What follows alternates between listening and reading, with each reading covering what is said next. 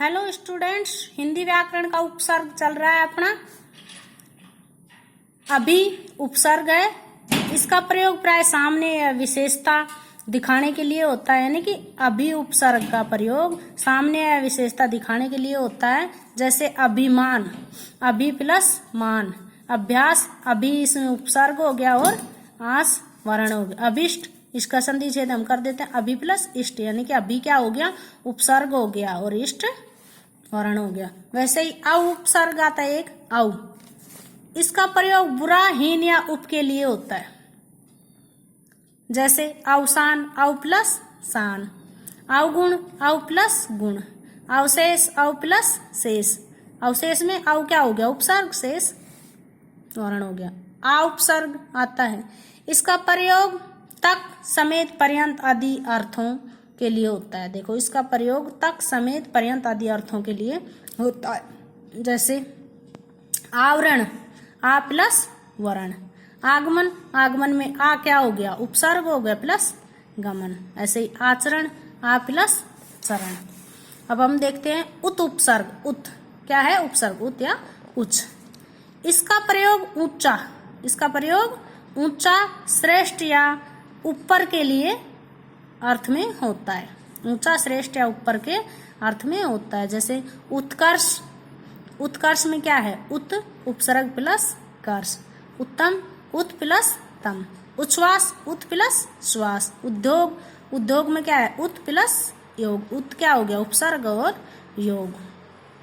अब देखो उप उपसर्ग आता है, क्या आता है, उप उपसर्ग। उप उपसर्ग का, इसका प्रयोग निकट, समान या गौण के लिए होता है।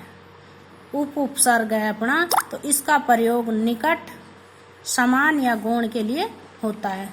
जैसे उपहार, उप प्लस हार। उपदेश, उप प्लस देश। उप प्रधानाचार्य, उप प्लस प्रधानाचार्य। उपसंहार, उप प्लस संहार। उप क्या हो गया, उपसर्ग हो गया।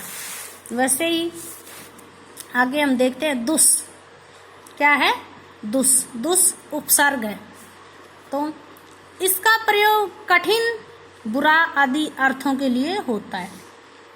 जो दुस है, ये उपसर्ग है, इसका प्रयोग हम कठिन, बुरा आदि अर्थों के लिए होता है। जैसे दुष्कर्म, दुष्कर्म यानी दुस क्या हो गया, उपसर्ग, और कर्म क्या हो गया, वर्ण हो गया। वैसे ही दुस्साहस, दुस प्लस साहस, संधि छेद कर दिया। दुष्कर, दुष्कर को अलग करेंगे, दुस प्लस कर। दुस क्या हो गया अपना, उपसर्ग, और कर क्या हो गया, वर्ण हो गया। वैसे ही दूर, वैसे ही अपना आता है दूर उपसर्ग। इसका प्रयोग भी कठिन या बुरा अर्थ के लिए होता है। देखो, जो दूर है, ये उपसर्ग है, उसका प्रयोग भी हम कठिन या बुरा अर्थ के लिए होता है। देखो दुर्दशा, जैसे उदाहरण है दुर्दशा, दुर प्लस दशा। दुर्गति, दुर प्लस गति। अब देखो इसमें दुर क्या है, उपसर्ग हो गया, गति अलग हो। दुर्भाग्य, दुर प्लस भाग्य। ऐसे ही निस और निर, निस और निर है। इनका प्रयोग रहित और नहीं अर्थों के लिए होता है। जैसे देखो निस और निर, इनका प्रयोग, दोनों का प्रयोग, निस और निर, इनका दोनों का प्रयोग रहित और नहीं अर्थों के लिए होता है। जैसे देखो, जैसे निष्काम, निष्काम में हम उपसर्ग अलग करेंगे, निस उपसर्ग हो गया और काम वर्ण हो गया। वैसे ही शब्द हो गया निष्पाप, निष्पाप में हम संधि छेद कर दे। देखो निस हमारा उपसर्ग निकाल दिया, पाप शब्द अलग निकाल दिया। निरपराध, इसमें निर क्या है, उपसर्ग है, और अपराध शब्द हो जाता है। फिर आता है निर्देश, निर्देश देख लो, निर्देश में भी क्या है, निर क्या है, उपसर्ग है, और देश शब्द है। वैसे ही सम उपसर्ग आता है, क्या आता है, सम उपसर्ग। इसका प्रयोग अच्छा, संयोग सहित के अर्थ के में होता है। देखो सम उपसर्ग, इसका प्रयोग अच्छा, संयोग सहित के अर्थ में होता है। जैसे संतुलन, यानी कि अच्छे के लिए या संयोग के लिए प्रयुक्त होता है सम उपसर्ग। संतुलन, संतुलन में अब उपसर्ग निकालेंगे, सम प्लस तुलन, संधि छेद कर दिया, सम उपसर्ग हो गया, तो तुलन शब्द हो गया। वैसे ही सम्मान, सम्मान में सम उपसर्ग प्लस मान। संहार, संहार में सम क्या हो गया, उपसर्ग और प्लस हार शब्द हो गया। वैसे ही परी, परी क्या है, उपसर्ग है।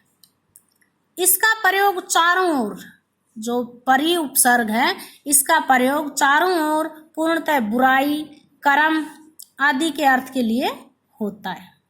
देखो हम इसके उदाहरण देख लेते हैं। जैसे परिकर्मा, परिकर्मा यानी परि प्लस कर्म, यानी कि चारों तरफ घूमो, कर्मण करो। परि प्लस कर्म प्लस आ। परिणय, परिणय इसमें उपसर्ग किया हमने, परि प्लस नए, उपसर्ग कौन सा होगा, परि, नए शब्द हो गए। पर्यावरण, पर्यावरण का उपसर्ग परि प्लस आवरण, संधि छेद कर दे, परि प्लस आवरण, परि क्या है इसमें उपसर्ग है। वैसे परिणाम, परिणाम में भी क्या है, परि प्लस नाम, परि क्या है उपसर्ग है। पर्यंत, परि प्लस अंत। Okay student.